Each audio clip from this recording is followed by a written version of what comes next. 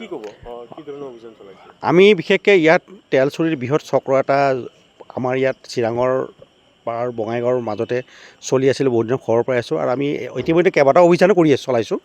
আৰু আমি আমাৰ প্ৰশাসনৰ লগত আমাৰ যিটো চিভিল প্ৰশাসন তেওঁলোকৰ লগত কম্বাইন কৰি আমি হেৰি চলাই আছোঁ।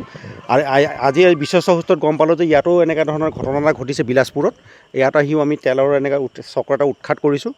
আৰু আমি এটা কথাই জনাব বিচাৰোঁ এইটো যোগেদি, যিমান তেল চুৰি চক্ৰ জড়িত ইয়াত হৈ আছে তেওঁলোকক আমি সাৱধাননি জনাওঁ যে তেওঁলোকে যাতে এই বস্তুটোৰ পৰা আঁতৰি আহে আৰু গভৰ্ণমেণ্ট ৰেভিনিউ যাতে লছ নকৰে। আমি গভৰ্ণমেণ্ট ৰেভিনিউ লছ কৰাটো আমি সহ্য কৰিব নোৱাৰোঁ।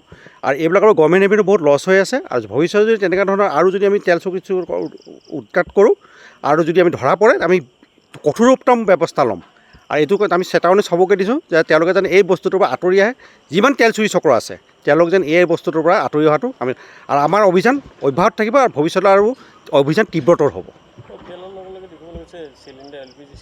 হয়, আমি এইটো অভিযান চলাই আছোঁ। আমি সেইটোৰ অভিযান আমি যেতিয়া খবৰ পাইছোঁ সেইটোৰ অভিযানো আমি নামি পৰিছোঁ। এতিয়া আমি তেওঁলোকক ব্লেক মাৰ্কেটৰ যিবিলাক ৰঙা চিলিণ্ডাৰ যিবিলাক আছে আমি বিশেষকৈ হোটেল ৰেষ্টুৰেণ্টৰ পৰা লৈ যিবিলাক আমাৰ দোকান চোকানৰ যিবোৰ ব্যৱসায় কৰি আছে আমি তেওঁলোকৰ কঠোৰ ব্যৱস্থা লৈ আছোঁ আৰু লৈয়ে থাকিম।